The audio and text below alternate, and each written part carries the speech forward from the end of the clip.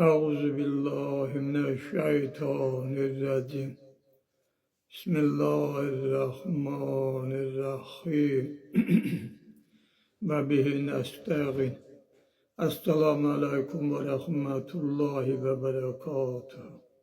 Allah'ın salavat ve selamı cümlenizin üzerine olsun.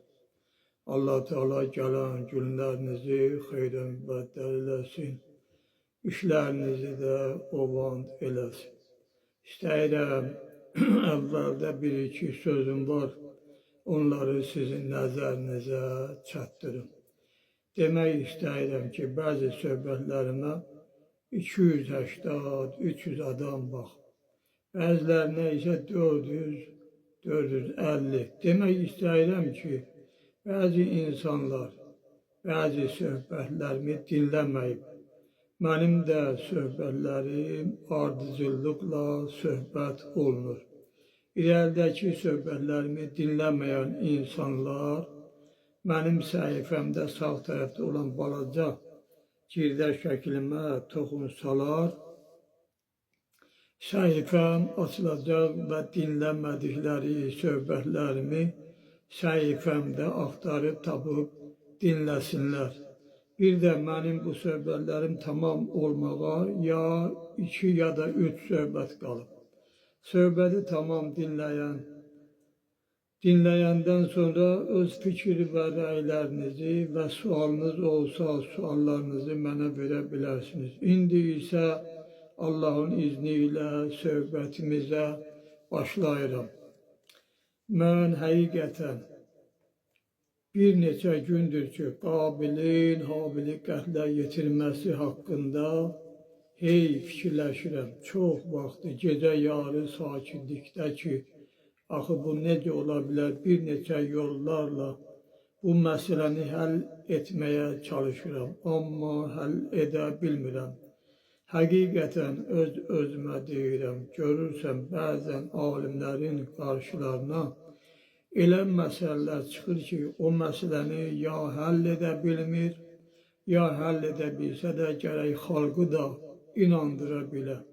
Yəni elə məsələ qarşıya çıxır ki, onu deməyə özü də ehtiyat edir. Çünki fikirləşəcəklər ki, bu adam bilmədiyi sözü danışır. Deməyəcəksən də Allah yanında günahkar olacaqsan. Onda da sabah qiyamətdə Allah Teala deyəcək ki, niyə bildiyini demədin? Deməli, məsələ belədir. Güya bəzi alimlərin buyurduqlarına görə İmam-ı Sadiq əleyhissalam buyurub, Allah Teala Qabil yetkinlik yaşına çatanda ona Allah Teala cinlərdən olan bir qız göndərdi. Və Adəm əleyhissalama əmr etdi ki, Qabili o qız ilə evləndirsin. Adəm əleyhissalam da bu işi əmələ gətirdi. Sonra Habil yetkinlik yaşına çatdı. Allah Teala Habilə isə bir huri göndərdi. Sonra yenə də Allah Teala Adəm əleyhissalama əmr etdi ki, Habili o huri ilə evləndirsin. Niyə bu insanlar fikirləşməyib danışırlar? Belə olan halda Qabilin Habilə paxıllığı tutub onu öldürdü. Mən də belə olan halda belə fikirləşirəm ki, deməli belə məlum olur ki, Allah Teala nəuzubillah hələ əvvəldə özü ədalətsizlik edib birinə huri, yəni gözəl bir qız və o birinə isə tüstüdən, otdan yaranmış cin tayfasından olan çirkin bir qız göndərir və bu yolla yer üzündə Allah Teala özü bilə-bilə fitnə fəsadın başlanmasını istəyir. Yəni demək istəyirəm ki, bu insanlar Allahdan qorxmadan və bu işə yəqinlikləri olmadan İmam-ı Sadiq əleyhissalamın adından belə sözlər danışırlar. Heç imam belə söz deyərmi? Əlbəttə ki, yox. Burada mənim Peyğəmbərimiz sallallahu aleyhi və səlləmin dünyasını dəyişənə yaxın dediyi bir söz yadıma düşür. Peyğəmbərimiz sallallahu aleyhi və səlləm dünyasını dəyişənə yaxın ətrafında olan əshabələrinə və əhl-i beytdən olan imamlarımıza vəsiyyət edib buyurdu ki, mən dünyamı dəyişəndən sonra mənim adımdan o qədər yalan hədislər düzəldib danışacaqlar ki, sayı yox, hesabı yox. Amma siz o hədislərə, o sözlərə o vaxt inanın ki, o sözlər, hədislər Quranda olan kəlmələrlə uyğun gəlsə və illa hər deyilən sözlərə inanmayın. Çünki biz inanırıq ki, Allah Teala adildir, zülm edən deyil. Yəni, Surədinin birinci bəhsi tövhid, sonra ədil, sonra nübüvvət, imamət və axırıncıdakı miaddır. Yəni, tövhid Allah Teala birdir, iki deyil. Ədil isə Allah Teala ədalətlidir, zülm edən deyil. Yəni, ədalətsiz iş Allah Teala'dan bir üzə gəlməz. Biz də inanırıq ki, Allah Teala ədalətlidir, zülm edən deyil. Əgər biz bu deyilən hədisə inansaq, onda gərək biz Allahı ədalətsiz kimi tanıyaq. Çünki belə bölgü ədalətli bölgü deyil. Amma biz Allahın kitabına nəzər etdikdə görürük ki, Allah Teala biz insanların bir-birimiz ilə vəhdət, birlik, mehribançılıq etməyimizi bizə dönə-dönə tapşırır. Belə olan halda Allah Teala özü ədalətsiz bir iş görərmi? Əlbəttə ki, yox. Bu növ sözləri deyən insanlarda yəqin ki, imanları zəif olan insanlar olublar. Hər nə ürəkləri istəyib yazırlar. Təki kitabda nəsə yazılsın.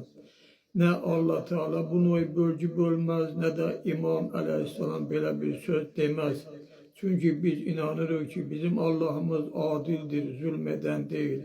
Amma insan özü özünə zülm edir. Bəzən bəzi kasıb və ya xəstə, yəni bu dünyada çətinlik çəkən insanlar olur ki, onlar deyirlər, Allah bizi xəstə və ya kasıb edib. Əslində dediyim kimi Allah heç kəsi nə xəstə, nə də kasıb, nə də varlı etmir. Allah Teala əvvəldə bütün insanların talihini eyni yazır. İnsan nə edir, özü özünə edir. Hamı dünyaya gələndə ingə deyə zahiri və batini görünüşləri eyni şəkildə bayra gəlir. Sonradan insan özü öz talihinin dünyaya gəldikdən sonra özü yazır, onun talihində dəyişikliklər yaranır. Yəni Allah Teala bütün insanların talihlərini əvvəldə eyni yazır. Amma hər bir insan dünyada etdiyi əməlinə müvafiq Allah Teala onun talihində dəyişikliklər yaradır. Bir məsəl deyirəm ki, bu məsələ daha da sizə aydın olsun. Məsələn, bir insan hələ uşaq ikən ata uşağına deyir, bala dərsini oxu, adam ol. Bu oxumur, gələcəkdə kasıb və xəstə olur, ömrü güdəlir və tez də ölüb gedir. O biri isə ata-anasına qulaq asır, oxuyur, həkim, polis, alim və s. olur və rahat yaşayır və ömrü də uzun olur. Deməli, insanın talihi onun öz əlindədir. Məsələn, deyirsən, içki içmə, sigaret çəkmə, insana ziyandır. Pulva ziyandır, ömrün güdələr, qulaq asmır, həyatda xəstələnib, ölüb gedir. Yəni demək istəyirəm ki, Allah Teala adildir, zülm edən deyil. Allah heç vaxt öz yarattığına zülm etməz. Əksinə Allah Teala bizə öz Peyğəmbəri vasitəsilə Quran göndərib bizə yaşamağımızın qayda və qanunlarını öyrədib ki, biz o gözəl Allahımızın dediklərini əmələ gətirək və uzun və səmərəli yaşayaq. Həm bu dünyamız yaxşı olsun, həm də o dünyamız. Amma biz deyilənləri etmirik. Nəticədə əzablarla üzləşməli oluruq. Heç kəs istəməz ki, onun əkdiyi ağac yağsın və ya düzəltdiyi cihaz işləməsin. Allahın bütün işlərinin nümunələri bizim gözümüzün qarşısındadır. Biz hələ özümüz Allahın yaratdığıyıq. Bir bölgü məsələni düzgün etməyəndə ədalətsiz bölgü bölsək, Allah Teala vədə verib ki, belələrini cəhənnəmə atacaq. Allah Teala bizə ədalətlə bölgünü bölün, ədalətlə bir-birinizlə rəftar edin dediyi halda özü necə ola bilər bir qardaşa huri versin, o birinə isə cin. Bu söz nə qədər yalan və uydurmadır. Özü də imamlarımızın adlarından qorxmadan belə sözlər deyirlər. Allah Teala insanın talihini hamıya eyni yazır. Amma insanın dünyada etdiği əməlinə müvafiq Allah Teala onun talihində sonradan dəyişikliklər yaradır. Necə ki insan hələ bir ata minib çapır, amma at həddindən artıq yerin gedəndə atın sahibi atın cilovunu dartır ki, at bir qədər yavaş qaçsın, bir qədər at sürətini azalsın. Yəni Allah Teala da insanın dünyada attığı addıma münasib ona talih yazır. Burada bugünkü söhbətimi tamamlayıram. İnşallah gələn söhbətimdə bəzi insanlar ki Allah Teala'dan narazılıq edirlər, deyirlər ki biz kasıbıq, Allah Teala bizi kasıb edib veya bizim uşaqlar dünyaya gələndə naqis dünyaya gəlir. Bunların səbəblərini inşallah sizə danışacağım Allahın izni ilə. Hələlik bugünkü söhbətim bu qədər. Vəssalamu aleykum və rəhmətullahi və bərəkatuhu.